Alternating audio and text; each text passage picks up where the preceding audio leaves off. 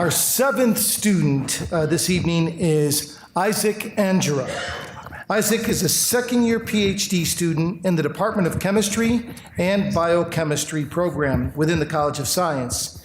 Isaac's presentation is entitled Neurodegenerative Diseases in a Test Tube.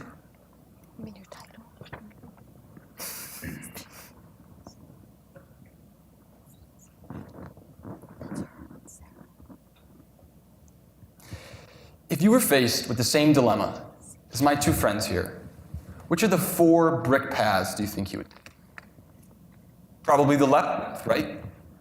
Because it's intact, thanks to black supports. Do you know what else prefers the stable, intact pathway? Signals and neurotransmitters in your brain. And just as the brick paths are being held together by black supports, the pathways in your brain are held together by black supports.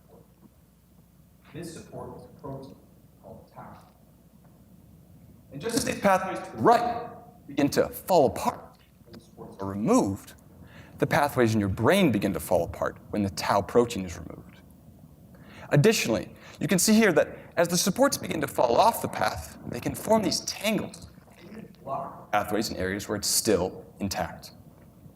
The same can happen with the tau protein in your brain.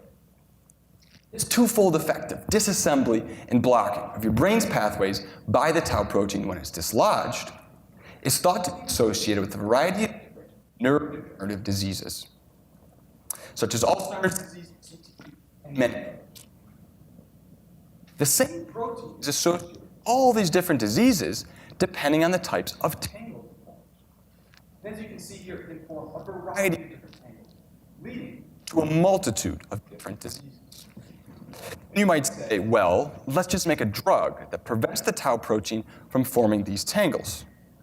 And that's all well and good, but there's one problem. We cannot acquire specific tau tangles to test possible drugs unless we get them from someone's brain. And at least in my experience, people don't normally like you rooting around in their brains for protein. This is where my research comes in. I design, synthesize, and test very specific molecules that when added to the tau protein, cause it to form these very specific tangles in a test tube. You can imagine these molecules sort of like a magnet. If you had a big bucket of metal washers, the washers would all be very disorganized, right? But if you tossed in a few magnets, the washers would begin to organize themselves on either side of the magnet, hence allowing us to acquire these specific tau tangles in a test tube. My preliminary results show that, yes, we can organize the tau proteins into tangles. We're now working to determine exactly what types of tangles we're using. If this work is validated, we will be adding an extraordinarily valuable tool to the work belt of scientists across the globe to hopefully develop some life-changing drugs to combat these terrible diseases without having to dig around in anybody's brain. Thank you.